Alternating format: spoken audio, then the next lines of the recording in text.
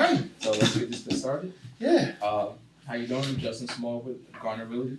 How you doing? I'm great to be here. My name is Gregory Handy. I'm with Bank of America. I'm a community lending officer here in Philadelphia area, and I'm happy to be here to share some exciting news in regards to what we offer to first-time homebuyers. It's really exciting, still an exciting time to purchase a home. I'll give you a little background in regards to me. Okay. I've been doing mortgages for roughly about 18 years. I've just been in banking and mortgaging all my life. So I did 20 years with Citigroup.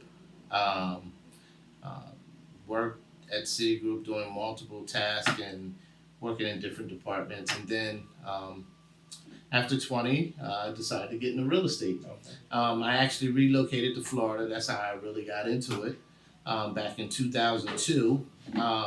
And I've been pretty much, I started really getting into it about 2004, Okay. and I've been doing it ever since. Nice. The one thing about me, I'm very passionate about what I do here in the communities, especially here in Philadelphia and local and the tri-state area pretty much. Right. These grants are really nationwide, and I'll touch base on those. For the most part, I've been doing these grant programs for 3 years, and it's really baffling sometimes that a lot of companies are still not familiar with what we offer. Right. So that's what I do. I'm out in the trenches. I'm out in the trenches with people, just sharing what we offer, and hopefully, we can be of a lot of assistance to a lot of those who are mortgage ready. And if they're not mortgage ready, we want to help them become Exactly. mortgage ready. So with me, because this is my passion, I pretty much I can hold their hand and guide them through. But I also like educating as we go through. Right. So I do a lot of home buyer workshops, and I share a lot of information to try to get those prospective buyers in order to buy. Okay.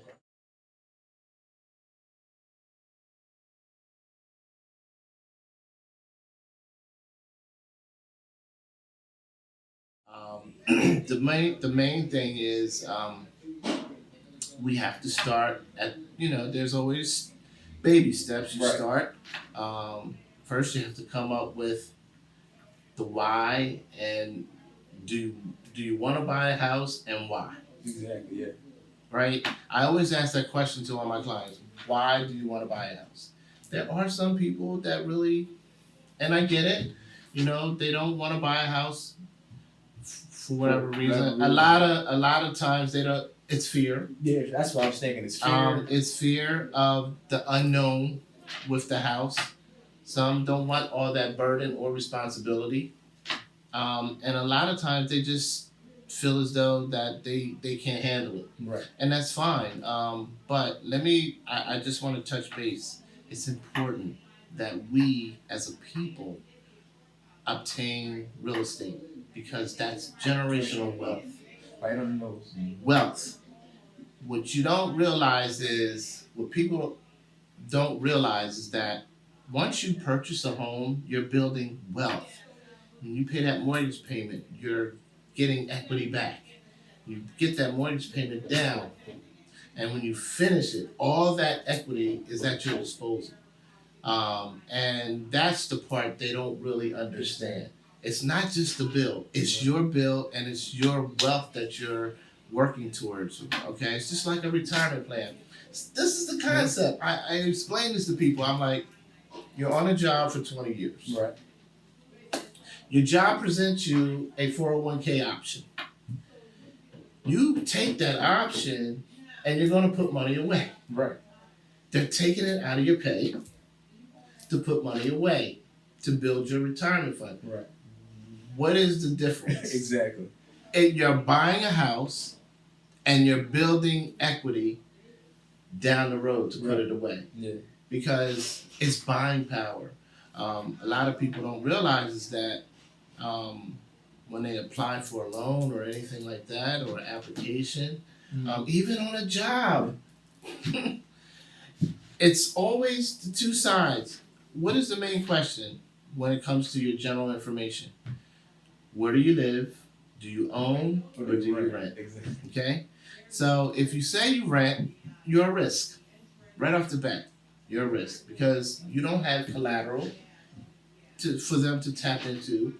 You're not really showing responsibility that you can hold um, something that's of value. Right. You know, rent is you're paying someone else's mortgage. Exactly. You're paying someone else's. You know, hey, truth be told, you're paying someone else's mortgage. Yeah. Or if you're renting a property and a landlord and it's free and clear, you're just paying him. He's going on trips. Yeah. Why not pay yourself? You know, I try to. There's a 5-30-20 rule I share. It's pretty much how to build wealth. You know what I'm saying? And it's very important that you start. You don't. It doesn't matter. I have clients that are young. I have medium clients, you know, and I have older clients. There are clients that never purchased a home, you know. They could be 60 years old. There's no age limit, right? Because once you obtain that real estate, you can pass it down to your children's children, and that's how you build generational wealth. Yep. It's very important. Pretty much. That's my bio, my passion, in regards to why in this business is that I've been in it for so long is because it brings me joy when someone get their keys. That's my ultimate. It's not even about. Of course, we have to make money. We all have to make money. We all have a job. Right. We all make money, but that's not what I'm in this for. It's my purpose is to help individuals get their keys. Nice. And I feel the same way. You know, I'm fairly new to real estate. I just became a realtor. Congrats. Thank you. But my passion always been helping others and informing, you know, people with the information that's not aware about it, you know, and helping them out. And I feel as though collectively, that's what we're doing today with this, you know, the information you provided and the interview that we have here. Yes. We can get it out to the people. Yes. And they can be aware and informed and, you know, take the proper steps to become mortgage ready, you know.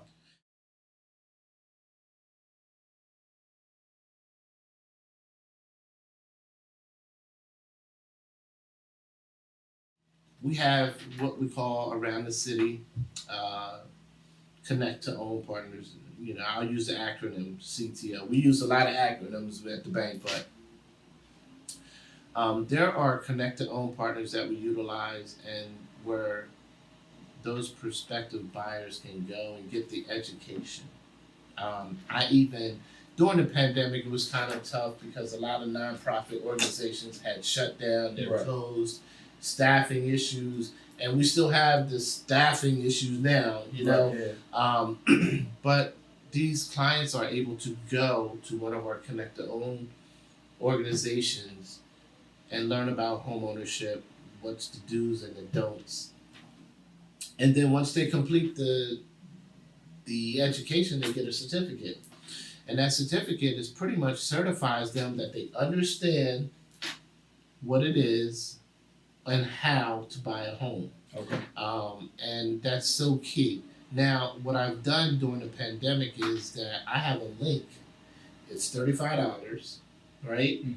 And they can do the home buyer education self-paced because everybody has different times. You can't always go to a brick and mortar. Your job's flexible schedule might not meet theirs. So this link is $35. It's self-paced. It's a 6-hour course, and they can learn it on their own. Okay. It's just like going to class. It's just like going to school. Once they're completed the class, they'll get a certificate. And we utilize that certificate because that's one of the requirements in obtaining these grants. You have to have homebuyer education. Okay, so they have to have that certification. that they went through the course. Okay, because we won't approve the loan until they get that certification. Okay, so that's one qualification for the programs that Yes. you offer. Now, where can they find this? I can give you my information, Okay. and what I can do, I can share the link with you. It's public. I mean, I can forward the link to you, Okay. and then you can forward it to your prospective clients. Okay. And let them know. Just let them know. You know, here's an important question. Always ask them. You know, have you taken homebuyer education? And if they say no, you say, look, I have a resource that you can take it online at your convenience. Mm-hmm. It's self-paced, and that way you can start that process. Because while I'm working on other things for this client, they could be working on that too. Right. And so once we get them under contract, and once they decided to purchase a home, that's already done. Right. I like to have it up front because that's just legwork. Yeah. That has to be completed.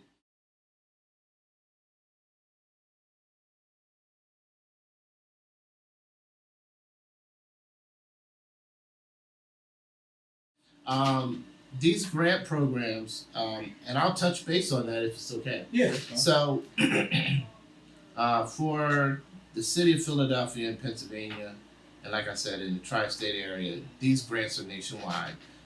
Bank of America had invested $15 billion into this initiative. We had just rolled out another program. It's called the Community Affordable Loan Solution Product. It's targeted specific cities right now: Los Angeles, Detroit, Charlotte, Dallas, and let's say Los Angeles, Detroit, Dallas, Charlotte, and Miami. Okay. So it's a pilot program, but it works. Are you familiar with NACA? No. Can you? So NACA is pretty much no money down. Okay. This is like a no money down product. They don't really look at the credit score, but they look at the capacity of credit. So in other words, they look how well you pay your existing credit. Okay. Right? So you can't, you can't come in this program with charge-offs, Right. collections, because you have to clean that up first. Right. So, and that's the part where I come in. I can take a look at their credit and things like that. But this program just rolled out 2 months ago, and my phone has just been ringing off the hook because it was a nationwide rollout. But see, what it is they didn't tell them it was specific cities. Everybody thought Philadelphia was a part of it, and I'm getting all these calls like Philly's not part of it. But anyway, Bank of America, like I said, I've been doing these 2 grants for 3 years now. Even during the pandemic, I was busy. These grants, we have what you call a down payment grant, which you can receive up to $10,000 for your down payment. Now, Go ahead. So the down payment, what are the qualifications for the down payment grant? Great question. So these grants, the qualifications are you have to have a credit rating of 640 and above. Okay. Okay. The 640, if their middle FICO score is 640 and above, then that's fine. Mm-hmm. The other qualification for it, the other requirement is that they have to have at least 3 trade lines of credit reporting on their credit report that's over 12 months. Okay. Because that's how credit is. Right. You initiate credit, you're not really getting graded for it until after 6 months.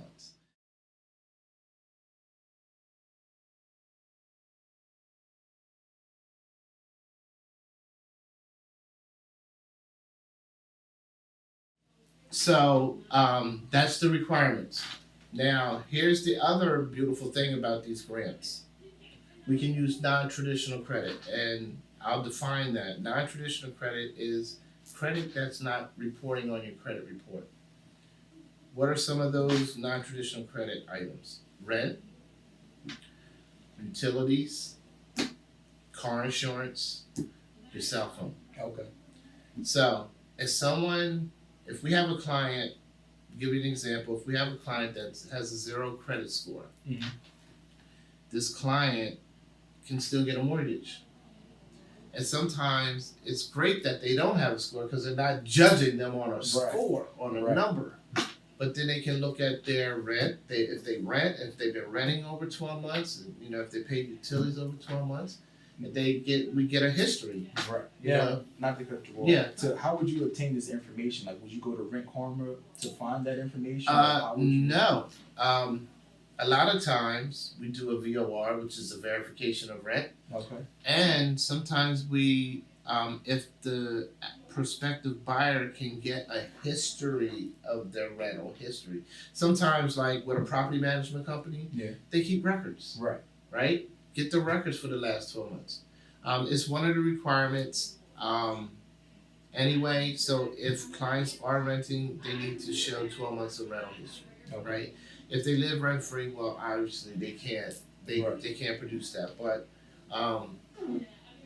they can either show canceled checks, 12 months. We're going to get a verification of rent anyway. We'll call their landlord, or have their landlord call a number through CoreLogic, and what they'll do is ask them some question about the client. How's their rent payment history? Because one thing it's very important, and I stress this in my home buyer workshops, is that if you're renting, make sure you pay on time, because that's a reflection. You're wanting to buy a house. Right. The mortgage is due the first of the month every month, and you can't be late. No. There's a grace period, but reality, you can't be late. So if you're late with your rent, the underwriter and the lending institution is going to look at, well, you're going to be late with the mortgage. You're going to be late with the mortgage. Yeah. If something happened where the rent was late, and because, I run across this all the time, and I stress this in my workshops, is that don't take it upon yourself in your own hands. If the landlord didn't fix something, you got leaky pipes or cold windows or whatever, don't stop paying the rent. Right. Go to court. File a complaint in the court, because that's your legal document for you not paying the rent. We can take that.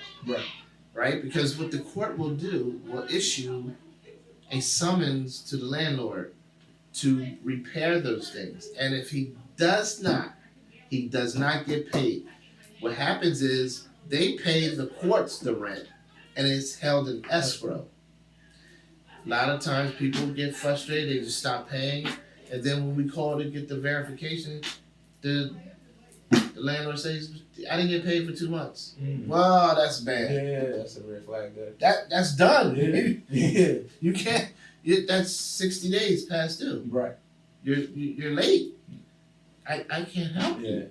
And I've had that so many happen this a few times. I had a lady, she gave me the rental history, and I said, okay, I got 9 months, right? And I said, I need the other 3. And she was taking her time with it because there was a situation.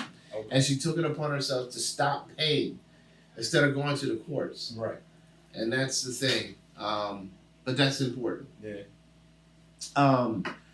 So, if you're renting, make sure the rent is on time. Like I said, the requirement's 640 and above. Have to have at least 3 trade lines of credit. And we can do a mixture. If they have 2 trade lines of credit, just say they have an auto loan or a credit card, and that's all they have. Okay. And they rent. Well, I can take that. That's the other trade line. Right. So we don't want to cancel like that. But that's pretty much it.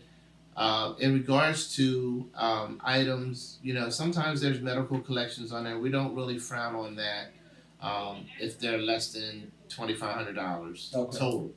You know what I mean? But any charge-offs, any credit cards that are charged off has to be resolved. One way or the other. You either do it,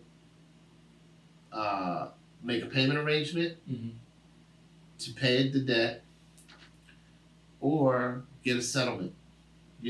But we have to address that. We can't move forward without those being... Yeah, because a lot of, and I share this a lot, and we've all been down this road. you get that credit card in the mail, right? You just get it. You see that authorization number, call, and that's it. That other little pamphlet that's in there, it has a lot of important information in case you default on that credit. Right. They can put a lien on your house. That's important. That's why the banks don't want to put their collateral at risk. Because the credit card companies will see you buying a house because you're tied to them. They see everything, right? And they say, "Oh, he's buying a house and he's got a charge off of $2,500." They'll put a lien on it. Yeah. So it's important. Important that you guys pay your charge off. So yeah, make sure you get all that stuff resolved. Pay your rent on time, because you won't be able to qualify for this grant. Right. Yeah. So the other grant is the American Home Grant. Okay. This grant is strictly used for closing costs. Okay. It's $7,500. So that's huge. So what we try to do is cover both sides of the transaction, closing costs and down payment. Because a lot of times, first-time home buyers are either challenged with the down payment or they're challenged with the closing costs, right? So we try to cover both. And it's really key. It also makes a stronger offer when you're taking them out. Before when it was a buyer's market, the buyer could say, "Well, can you give 5,000 seller assistance?" And the seller say yes because he just wants to. Right.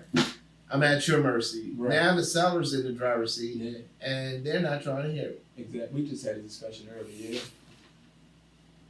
They're not trying to hear that, so we came up with this solution where, okay, we give them down payment, that alleviate them asking for seller assist, and plus help them with closing costs. They won't need them. Right. It makes a stronger offer because the seller's already just bracing for it. You know what I mean? Like, okay, they're gonna ask for seller assist. They're either gonna ask for 5 or 6. I don't have 5 or 6. Right. But the market, it's still a great market to buy. Don't have the fear of the higher interest rate because realistically, rates weren't even higher. I'll share a story with you. My first home, I was going on 24. Okay. I bought my first house. I rented 1 year. I couldn't stand it. I was like, I can't stand it. Because it woke me up. I'm like, I am renting and I got neighbors that are just, they're not like me. Right. I have to share the washroom, the laundry area. Oh, and they're not like me. You know what I'm saying? Because you have to take all that in consideration. Even when you go to the laundromat, you're sharing all of that. Right. You know what I mean? But I just couldn't do it. I was like, this is it. I'm going to start paying myself 10%. I started paying myself. You earned it. Right. Pay yourself 10%. I took my 10% and started putting it away. I recommend that for everybody. Quick question before you say what your story. Do you guys offer some type of program to help, let's say, renters in that same predicament you was in? Do you guys offer some type of savings where you guys could take 10% or 3% to help towards closing costs? We don't take our clients' monies and put it up for them, but we do provide the resources. Okay. You follow me? So if they want to open an account with Bank of America, I can assist them with that. And they can start taking that 10% and putting it in the bank. Okay. So here's the other thing. When you're ready to jump in to buy a house, minimize your transactions on your bank statements. Yeah, that's important. Because they need to see the paper trail. You have a lot of transfers, try to minimize them. You can transfer monies between your checking and savings, right? But make sure you know what the source is. You got cash apps, you got all these things now. And what the underwriter looks at this is it's undisclosed debt. Right. Because it's not being reflected on your credit report, right? But when he looks at your bank statements, because he's going to look at them. And that's the one thing with me. I'm going to get in your business. I'm sorry, I need to, because would you rather me do it or have the underwriter do it and tell you you can't do this? Right. I'd rather cut that off right at the beginning and try to assist what the things I see. Large deposits. Try to minimize your large deposits. Or if you really can't minimize your large deposits, make sure you have letters of explanation and sources for those large deposits. In other words, source meaning where they came from, Yep. right?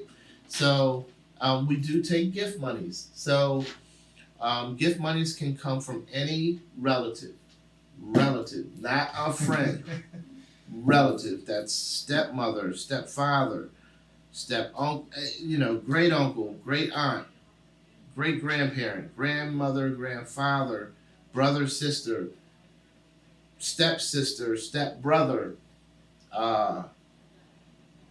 son, Right. and daughter. Yeah. Those are relatives. Okay. So there's been situations where they give a gift of $10,000 or whatever to help them buy their home. It could be for just the earnest money deposit. But make sure whoever's giving you that money, because I had a situation 2 weeks ago. Okay. My client, he's closing next Friday, but my client got a gift from his mother. Right now, he was working with another lender, and he didn't have down payment. Mm-hmm. It was a struggle, Yeah. and luckily I knew the realtor he was working with. I shared that information with her, and she was like, "Wow, I'm gonna have him talk to you, and we're getting the deal done because now he has the down payment money. We can help him with the grant. I gave him $8,100 down payment. Nice. But his mother gave him $5,000 back in May. We're in just say October, Right. early November now, right? Right. So I asked for 3 months of bank statements. He sat on the check. She wrote him a check. Mm-hmm. So then he deposited. The date on the check is from May. Mm. So guess what? I have to go all the way back to your May statements, right? I have to get a statement from her, because that's a large deposit. Right. Like, where did it come from? Yeah. Wow. Yeah. So because you of have the check to, date, because that's a large deposit. They want to know where that money came from. Because he didn't share it. I'm like, right. I called him out on it because I'm like, I need to know. Because would you want them to? Yeah, right. Yeah. Yeah. I'm like, and this is the thing. If they cannot source the monies, they're going to back that out. So you say you got 10,000. I'm going to give you an example. Okay, by him depositing that 5,000, now he has 10,000 in the bank, right? Mm-hmm. That's fine. You got 10,000, but the lender, the underwriter's not counting that you have 10,000. They're going to count that you have 5 because you can't tell him where you got that 5,000. You got to prove it. And you got to prove it, yeah. and they get all like confused. That's why what I do is once we're ready, I get their bank statements and I look at them. I ask for the last 3 months, Okay. right? Insufficient fund fees. Mm. No. Can't have it. Yeah. Period. Yeah. No NSFs. Period. Now we all make mistakes, but I just prefer that you don't, because then if you have one, he's going to ask for an additional bank statement to see if there's a pattern. Right. See, when I put my underwriter cap on when I work with my clients, because I want to make sure, because I'm not just a loan officer, I'm an underwriter too. I'm going to underwrite this file myself because when we put this in, I want it to go from A to Z, and then we can go to closing, you get your keys. I don't want a whole lot of delays because I can't, I work with a lot of people. Yeah.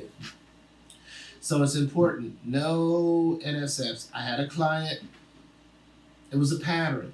Mm-hmm. And it seemed like it was around her second pay where she was just robbing Peter to pay Paul. Mm-hmm. So you're not managing your money effectively, right? I told her, we're going to have to pause on this. I want you to close that account. I want you to open up another account Mm-hmm. and start fresh. because I can't show that account. Right. Because of all that. Yeah. You know what I mean? And come back in like 2 months, because that way you have built 2 months of history on your bank statement. And it's good history, not charge here, charge. I mean, and I shared with her, I understand your situation, but you have to figure it out. Right. Because you're getting hit almost $170. You giving free money away, and the bank doesn't care. That's 170. Just times that times 1,000 clients that are doing the same thing. That's money. Yeah. That's how they make money. That's how they make money off of you. So it's important to minimize transfers. If you're paying rent in cash, stop.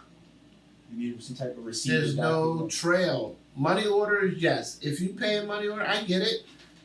But make sure you have kept the money order receipt. Because if you don't, you're gonna have a problem. Yeah. So those are some of the important things. The grants are really great. So you can get up to $10,000. So the more the purchase price, the more the grant you receive. Okay. So you're only required to put down 3% with this loan product. It's called the Affordable Loan Solution product. Okay.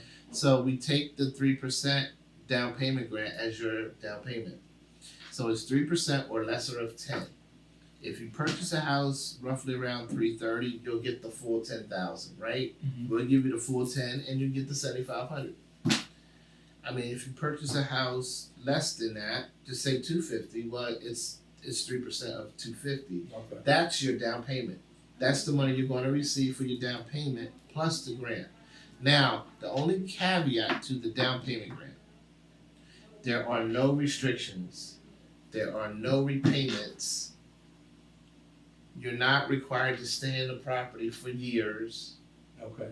We don't do that. Okay. So I know with K-Fit, we was talking about that you have to be in the property for 15 years. And if you sell before then, that's when you have to repay. Right. So keep in mind, that's not a grant. That's a loan. Okay. It's secondary financing, pretty much. But they put that little verbiage on it to make it seem like they're helping you. But they're also hurting you. Your equity is held up for 15 years. Yeah. Say you needed to do some improvements, right? You can't, because you can't refinance. Just say after 5 years you need to get some appliances or something. You can't. You can't refinance. You can't take cash out because you still have that secondary financing. Yeah. And if you refinance, it's coming due. If you sell, it's coming due. Mm-hmm. So that's some of the pros and cons to it. Now, if you see a house, and I get it, and if you're good with not paying or doing anything, or if you have other resources to do those home improvements without tapping into your own equity, then by all means. Right. But I share that because that's how those programs are. Philly First, same thing. Secondary financing, they just give you $10,000. But we utilize that too, by the way. So we can layer grant programs along with ours. Okay. If they're on our approval list. Philly First is on our approval list. K-Fit, we could not fit. Could not fit. K-Fit. Can't do it. Because they have, they want to be in first lien position, and I'm like, the bank says, no, that's not going to happen. We're larger than you. Right. No, we can't do that. So we couldn't work that out with them. So, but the Philly First program, we can do that. I can utilize that product as well and layer it with our grants. Just closed on a deal. Young man. He was 26. Okay. He works for the post office. Got $23,700. So he got our grant, the closing cost grant, and the Philly First grant. Nice. and he got a check back at closing. Ooh. How the realtor was like, this is right, because normally that doesn't transpire. that doesn't happen. Yeah. You got $1,600 back. So with your programs, so they only qualify for first time home buyers, or I could, That's a great question, because here's the other beautiful thing about this product. It's not just for first time home buyers. Nice. And you can have owned real estate in the past. You can actually own real estate now. Nice. This is the thing. The grants, if you're going to utilize the grants, I'm going to give you this scenario. Say a gentleman came to me, he already owns a house, he owes about $50,000 on the mortgage. He wants to buy another home, and that's great. It just has to be his primary residence. Right. We can also do duplexes. Nice. So multi-units can't be no more than 2 though. Okay. So if someone wants to buy a multi-unit, the only thing is that we'll utilize the grant, but they have to put 2% of their own money into it. So it's pretty much 5% down. Okay. But if we can utilize the grant, that's 3 plus your 2, that's your 5%. Right. So that's how that will work. But no, you do not have to be a first-time home buyer. Nice. So that's the other beautiful thing about this product. You can own up to 3 units. So the thing is, it just has to be your primary residence. Okay. There are times where people want to buy another home and they want to rent out that home. Well, we're not going to give you the rent or forecasted rent for that, because you have to at least have rented it for a year. Okay. But we understand, you're going to buy another home, and it has to be your primary residence. Okay, nice. That's it. Yeah. So, the other thing about the down payment grant, you are 1099 for the down payment money. Okay. You'll get a 1099 statement. So just say, you purchased a home, down payment grant, you got the down payment grant, it was $8,000. Well, you'll get a 1099 for the $8,000. So you have to add that on to your salary. If you're W-2, you have to add that, or even self-employed, you're going to get 1099 regardless. Just talk to your CPA or your tax advisor about it. Or if you do your own taxes, you will know how to fix. It's a wash pretty much, because you bought a home the same year. Right. You know what I mean? So it's not really, it's not going to put you in a extreme higher tax bracket, but it's something that you should be aware of. Okay. You will be 1099 for that, just that money, but not for the closing cost grant. That's Just for the down payment. just for the down payment.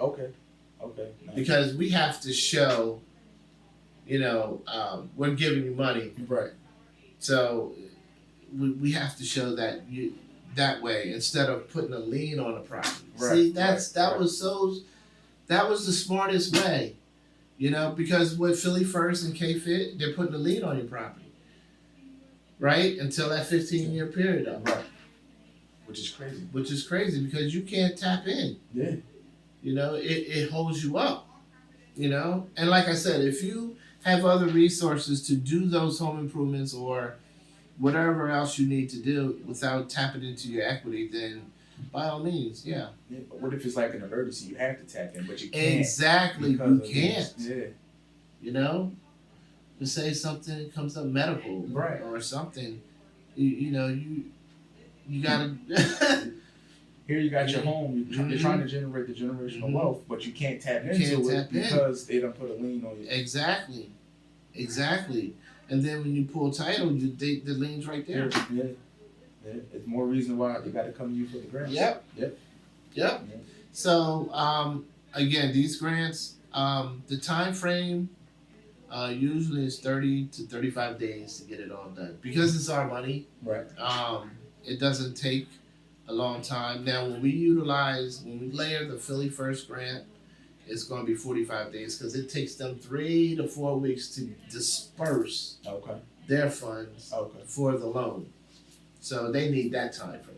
That's the only difference.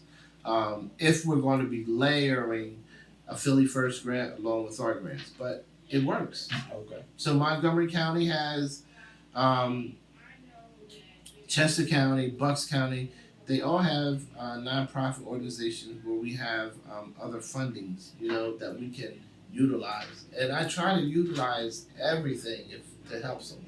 Okay. So if there are on our approval list, and if we can tap into another grant, I just partnered right before the pandemic, and I'm so glad I connected with the United Way of Greater Philadelphia and Southern New Jersey. Okay. They have an IDA program. So what they do is certain employers match funds to IDA account. Mm-hmm. So Comcast, I'll give you an example. I had a client work for Comcast. He set up an IDA. He put four in. They put four in. That's $8,000. Wow. So he got money. Right. $8,000. Just like that. Yeah. That's why I said pay yourself 10%. Create this for you, and put it away. Just like I'm putting away for savings. Yeah. So here's the other thing. A lot of clients are not aware of the cost. Yeah, we have these grants, but you still have to have what it's called skin in the game. Right. So it's all the same skin in the game if you were renting. You got to have first month's rent, security deposit, right? So it's the same thing. Okay. We prefer, at least have savings of $3,500 or more, because you have to pay for a home inspection. I strongly recommend that every client, and this is part of the home buyer education. They'll tell them about home inspection, how important it is, because you want to make sure the bones in that house is good before you say, I do. Right. Right? So, yeah, that's an investment. It's non-refundable. So be mindful. If this house is really what you want, hey, you're going to have to pay for a home inspection. You're going to have to pay for an appraisal. That's roughly about $650. Yeah. Right? Your home inspection is about $650. You already, Right. you're right. Your earnest money deposit. So you want a strong earnest money deposit. $500 down is not good. The seller sees that, he's going to look at it like you're not that serious. Right. You're only putting $500 in. Most earnest money deposits now, you want to make them strong, $2,000 or more. Okay. Between 2 and 5. Okay. Right. Now, if it's something you really like and you saw this house and you had like $10,000, Yeah. put it in. Go ahead, put it in. Go ahead. Because you have taken that house off the market. He's not. The seller will say, "Oh, They're serious. he's serious. 10,000? Yeah. He just stroked 10,000." But just so that's a credit that comes off the purchase price, right? So it's not like money just in limbo. I mean, it goes towards your purchase. Right. So that lowers your financing by putting that earnest money deposit in. But there's all kinds of ways. But I help my clients in every which way.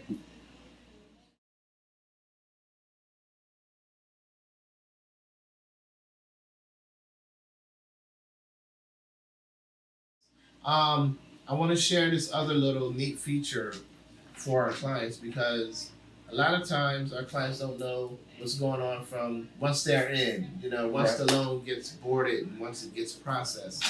We have a neat feature called Home Loan Navigator. Okay. And this feature, I'll send out a link for the client to sign up, get set up. They can upload their own documents to the portal. Oh, nice. Pay stubs, bank statements, W-2s, anything that they're utilizing to support that transaction, right? Letters of explanation if we need them. Okay. Purpose of credit inquiries, address variations, all that can be uploaded in their portal once it's set up. Okay. Then they are able to tap in and see where they are in the process. So if they'll get a notification, we need an additional pay stub, they'll see that. Right. You can just go ahead and upload it. Because normally they would have to call to check Call in, me email. or where's my loan? Where am I at Right. in the loan process? You got one on Navigator. You can just go ahead and look at that. You can look yourself. Yeah, so we try to make it convenient. Now, again, you know, you don't have to be computer savvy, but there are some challenges with some clients. They're just not computer savvy. Right. They don't know our app. They don't look on their phone. They just hear it ring and that's it. Right. But I try to help them with that. But that's another neat feature we have. And that app stays with them. So once their loan closes, they can utilize the app. Then they can pay their payment Through through it. Oh, nice. Nice. So it's nice. Yeah. You know, we keep it up. But you know, I love these products. You know, and I can help a lot of people, and you know, eventually the money's gonna run out, and eventually. That's my next question. So is it an expiration date on it, or is it to the fund for now? Like how? Well, I've been doing it for 3 years right now, right? Mm-hmm. And I don't know what the expiration date is, honestly, but I can see another 3 or 4. Okay. We had that money's long. Yeah. You know what I mean? That's a lot of money. Yeah, it is. It's a lot of money. You know, that's going to help a lot of folks. But I want people to take advantage of it. You know, but they have to get themselves in line to do so, and get yourself in line doesn't take a lot. You just have to be consistent and determined, and hey, this is what I want to do. Right. Take the fear off the shelf. Right. Because fear will hold you back. Exactly. Yes, the rates are up, but so pricing is going down. Believe it or not, these sellers that were offering $20,000 over asking, come on, it was unrealistic. Yeah. Now they're doing price cuts. So guess what? Yeah, if the rate's 6.5, 6.25, 7%, and that house was $400,000, now it's $350. And it kind of pans out. And that's what the government was trying to do, is take the reins from the sellers, because they were raking. Yeah. People were paying transfer taxes just to get the offer, $20,000 over just to get the offer. Appraisal gap, you know, if it comes in less, well, I'll pay the difference. Right. Which was crazy. It was because that money has to come out of your pocket. Yeah. I had a gentleman, he didn't understand, like, he was working with another, I'm like, she didn't explain that to you? Yeah. That house appraised $10,000 less. And the gap, you know, he had to come up with it. 10,000. Yeah. He's like, where am I getting that? I don't know. You know, you have to, you know? But these products work. And like I said, I've been doing them for 3 years. They're good products. You can utilize these products with new construction. Oh, nice. I helped a lot of,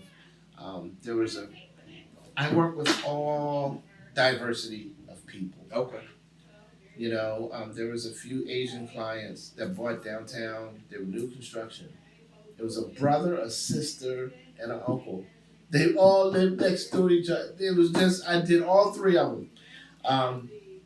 Because there's some property, especially in the Fishtown area, they have tax abatements 10 years. So you don't even pay property taxes, $1 or $2. Wow. So you're going to, for 10 years, you have a tax abatement. What I mean, the tax abatement. So those taxes, you know, or it has a tax abatement, that means you're not really obligated to pay those property taxes for up to 10 years. Yeah. So you're making out. Yeah. You know? 10 years? 10-year tax abatements. I had, It's just thinking about it, it's just crazy. Well, yeah. I mean, this couple, she was a teacher. She was an educator for the city of Philadelphia, and he was self-employed. They bought a $400,000 house. It was in a low to moderate census tract, because Fishtown is, oh my gosh, they made out, and they were 6-figure people. So the thing is, I'm gonna touch base on that. I'm going to send you this link. Okay.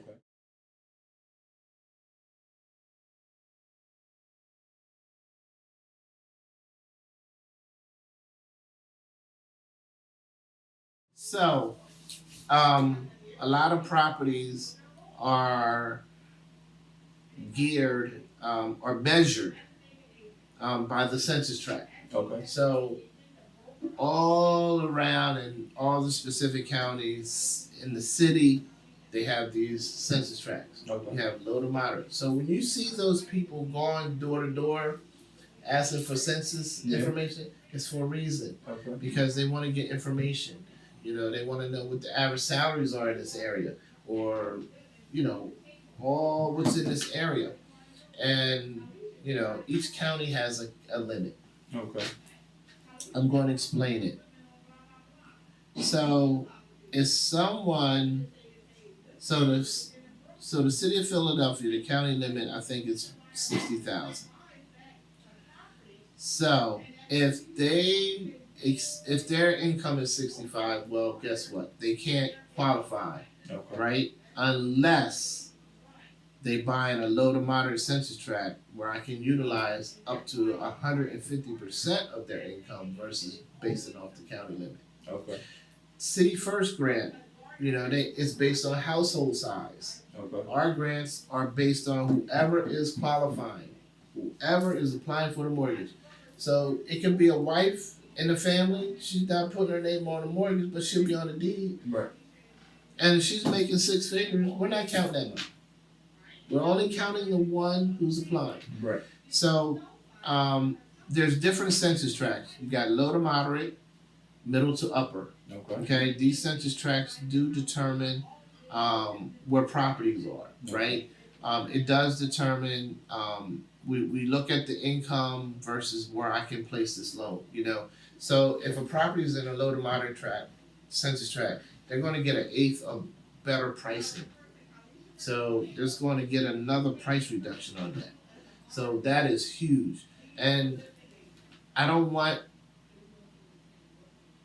uh, I don't want you to think that low to moderate is just a shack, because it's not. It's not. It's a census tract. It's where properties are located. There are a lot of properties or areas. There's a lot of revitalization in the city of Philadelphia. I mean, they don't work. They don't work. It took up 12 parking spots. Yeah. But it's a lot of rebuilding here. They're building the city up slowly but surely, and it's going to be some nice areas, and that's part of it. So these census tracts determine is based on where their income is, and I'll share that with you. Okay. That I'll give you the link. It's ffiec.gov. So when you are taking your clients out and showing them houses, put the address in. Okay. And you need to just put the address and the zip code. You don't have to put the city, state. Address, zip code, and click the census demographic. There's a button for that, and it'll tell you what track it is in. Okay. You call me and I'll tell you how to position the loan. Okay. Okay. It's very important, because if we can take advantage of someone who's making 80,000 and they like this house, right? And they just need some help, we can help them, because I can, like I said, I can go up to 133,000 versus the 80, and still make the grants work. Okay. Because they were, I mean, I got police officers right now. It's like, man, you know, because they're interested. So, but that's pretty much what our the products entail, and you know, if you need me to come do home buyer workshop, I'll be more than happy to do it. Now I know where you're located. Now they could find, outside of you getting this information, can they find this like on a website or? So it's best.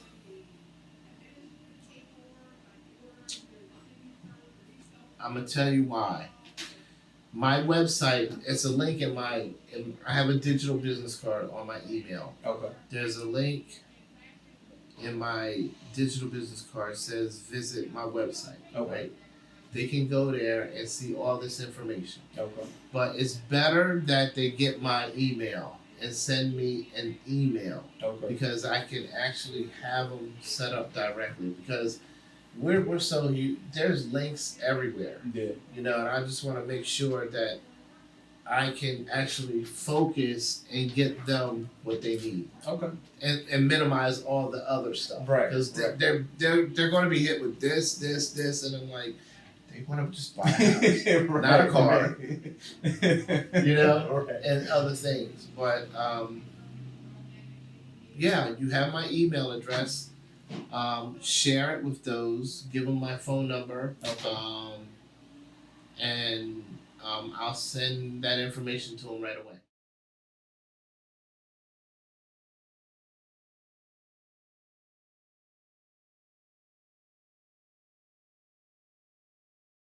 Okay, so just to sum it up, we have the down payment grant that you guys offer, Yes. and you have a closing cost grant that you Yes. guys offer. And for the down payment, you need to have a 640 or better credit score, Yes. and you want to make sure that you pay your rent. Yes. You got the, and if you're paying in cash, you want to make sure you got money orders or some type of history of the transaction. Right. And and that's up to 10,000. Yep, you Right. can get the down payment grant is the max is 10,000, and again, because you're only required to put down 3%, so it's Okay. 3% or lesser of 10. With the 640 credit rating, make sure, and I will do a deep dive once I review the client's credit because I have to look at their credit, Right. to see whether their trade lines they have sufficient trade lines or not. So here's the other thing what I'm learning is to like I said, they're only required to put down 3%. Sometimes if they have two trade lines and they put down 5%, it works. Okay. It gets them over that threshold. Okay. But like I said, when I do the numbers, I'll be able to determine where they are and what we need to do, how we need to position the client to get to the closing table. But yeah, that's pretty much it. Nice. I want to thank you, taking the time out. Oh, absolutely, So we anytime. Get the information out to the public so they can take full advantage of the opportunities of the grants and the programs that you guys have to offer and the programs that you partner with, such as the Philly Philly First. Philly First. Yeah, and a lot of clients, a lot of people that are living in the city of Philadelphia area, they're familiar with the Philly First program because they did run out of money. Yeah. And it was like during the pandemic, I had it set up, and they ran out of money. Wow. That's why well they have the sources down, but good gosh, you're in the middle of a process, Right, and then say, look, I have to change the whole loan structure. Exactly. Exactly. Yeah. But I'm going to send you, and I think I did, but I'll send you the updated flyers. I have updated flyers. Okay. I'll send that to you. I'll send you the link to the FFIEC.gov for census tract. I'll send you the link for home buyer education. That way you can share it with your clients. Right, and they need that. Yes, they need the home buyer education. They have to have that completed before we close on the loan. Okay. So it could be the day of, but long as I get that certificate, because I have to show the underwriter, yes, they're done. Right. I've had clients like, I've just been so busy, I can't. But they get it done. They have to if you want to close on the loan. Right. Yeah. Okay.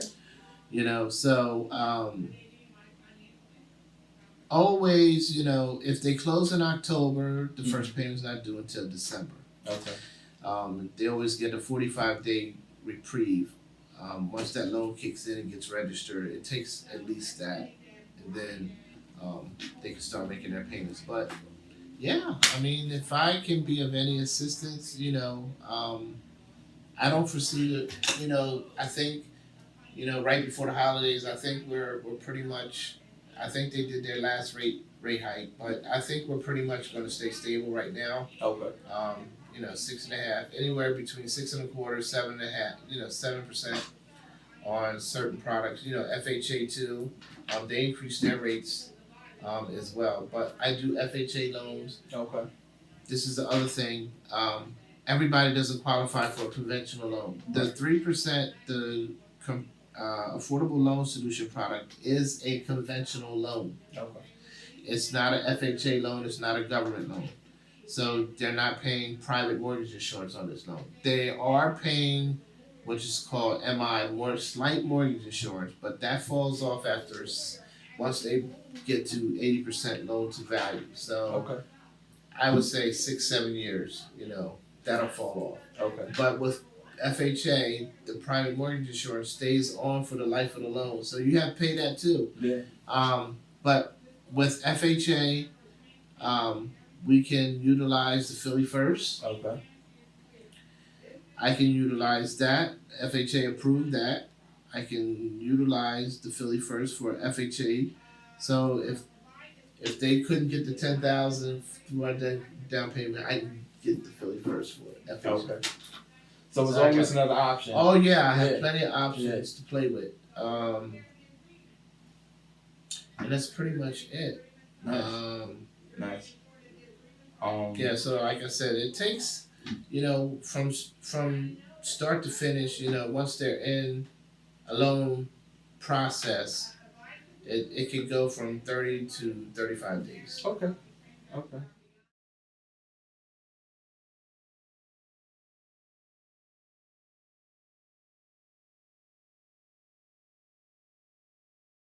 If FHA could use the Philly First if they don't qualify, because FHA doesn't.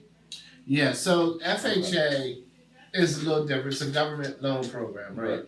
FHA requires all buyers to put down 3.5% of their own money. Right.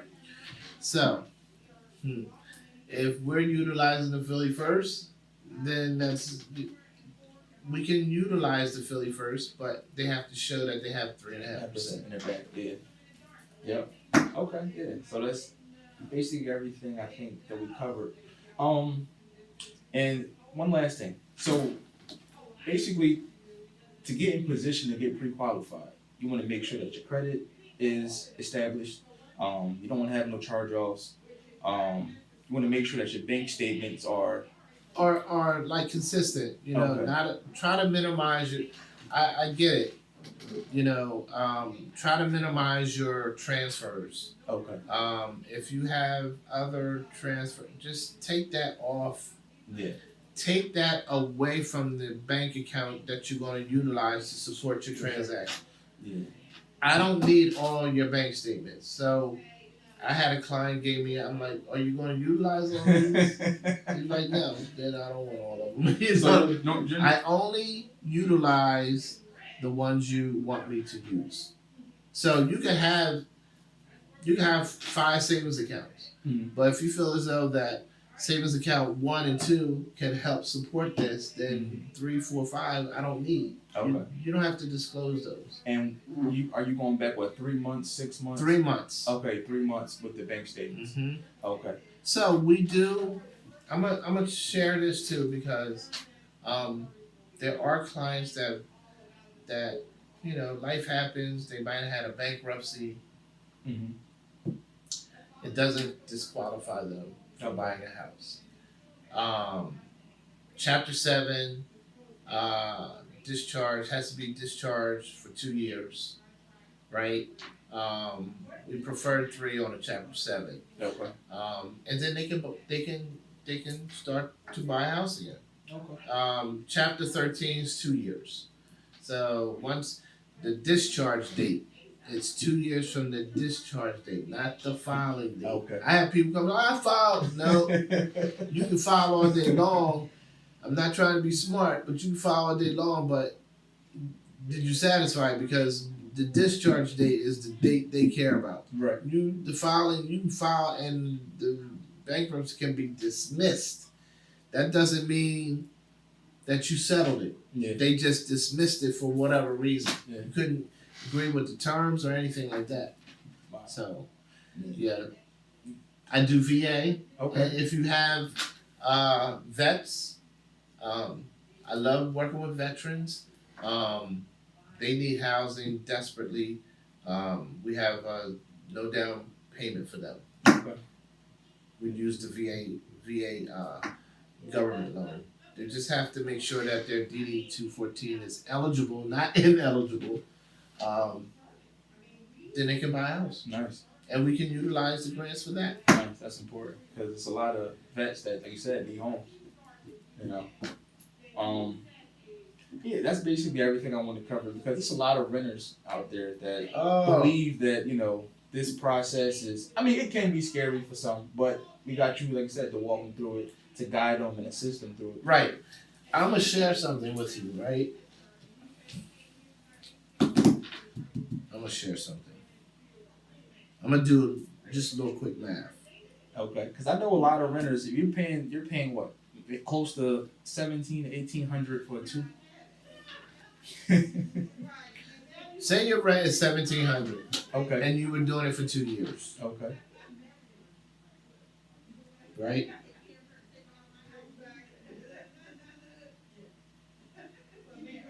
That is $40,800 that you done pissed away in 2 years. So if you can pay that, you can get a mortgage. Exactly. Say no more. Exactly. Right? We'll do a smaller amount. Just say 900. You've been renting for 5 years. What's that's 60 months? Mm-hmm. That's 54,000.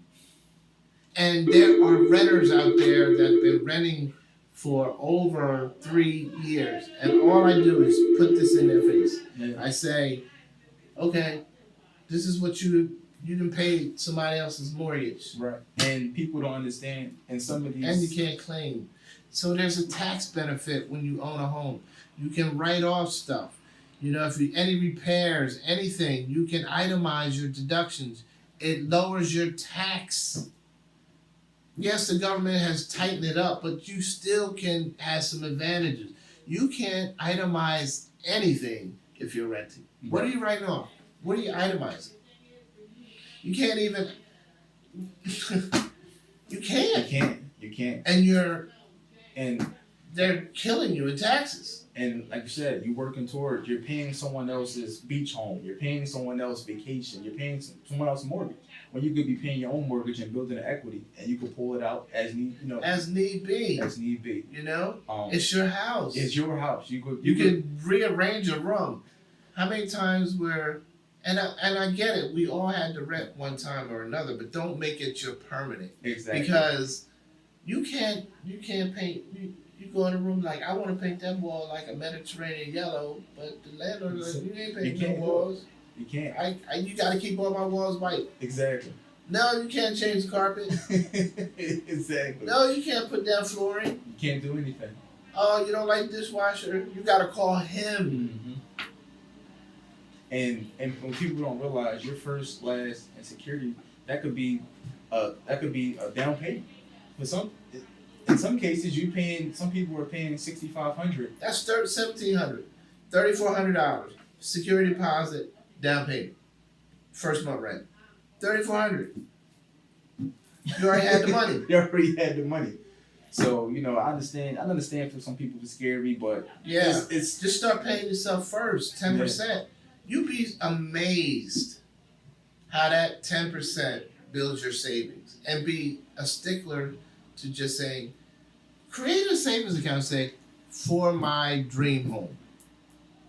And be diligent and just know, don't tap into it. This is the money. If your son wants Jordans, have him do a paper route. Do something. Don't, this money is for the house. Yeah. 6 months, you can save some money. Right. Come up with a plan and execute it. And while you have that, you're saving in those 6 months, then if there's some challenges with your credit, you can also be working on that too. And you'll be in tune. There's always going to be housing. Yes, and there's periods where the inventory is low, but there's always someone selling a house. Yes. Yeah. And you want to be in position to even have an opportunity to buy. Exactly. Get out the renting. It's just, it hurts you more than help you. Yep. Yep. Because as you get older to retirement age, what do you got? You've been renting your whole life. You got nothing. You have nothing. Nothing. When you could have paid You your could have mortgage. paid your mortgage down and say, hey, I'm 65. I'll be 60 next month. And, you know, you have to start putting money away. Yeah. You know? So. Yeah. Well, you know, again, I appreciate your time. No problem. The information you share with me, that we could share it to the public. And, you know, I'm looking forward to doing business. Yes. Now in the near future. And absolutely. I'm here now. I know where you are. We'll stay in touch. Any questions? Because, you know, if you need me to do a home buyer workshop, just let me know. Yeah, we could set like a seminar up for that. Yep. Yeah, we should do that. Yeah. That'd be perfect. I think that's perfect. also very helpful for people to come out and just hear even more. Mm-hmm. You know, because I am one of those folks. I'm not scriptive. I'm going to give you the real truth. Yep. Because I've experienced it myself. It was hard for me buying my first house. It's so much. I didn't have grant monies. I had to. Right. I didn't have any of it. The seller didn't want to give me $1,000. He didn't want to do anything. You know, I just had to save. I just had to, you know, I set myself, I was working in the bank, and I'm going to tell you, my boss, I can't thank him enough because, you know, when you work in a bank, you know, I graduated from college, you know, I started in a bank, but he took me under his wing to show me how to money manage and do things. These are the people you want to tap into. Tap into positive folks. Yeah, that's important. Empowering folks that's going to help you get to the next level. Because there are some people that don't want to move. You have to leave them there. Mm-hmm. What is your goal? Exactly. Surround yourself with people who are building. Exactly. And not tearing down. Not tearing down. Because they're eventually going to tear you down. Yep. And then they eventually don't want you to succeed because they're not succeeding. You don't want to be in that kind of environment. And, you know, a lot of people let their inner circle talk them out of, oh, you can't do that. Or you can't, or buying a house, you don't want to buy a house. So, you know. This is a word of advice. Leave out they. They said, leave them out. Because that's just negative. Yeah. No. You know, yes, people can give you advice, but talk to your realtor, talk to your loan officer. They're going to give you the best advice. Exactly. I can't do anything to scam you. Yeah. I can't. My license are on the line. I love my license. I don't want to. Exactly. This is my livelihood. This is how we provide for This our is how family. we provide for our family. I'm not going to tell you anything wrong. I've been doing this for so long. So I have a lot of experience. Nice. You know. Nice. Well, appreciate you. Yes. Thank you. Yep, you're welcome.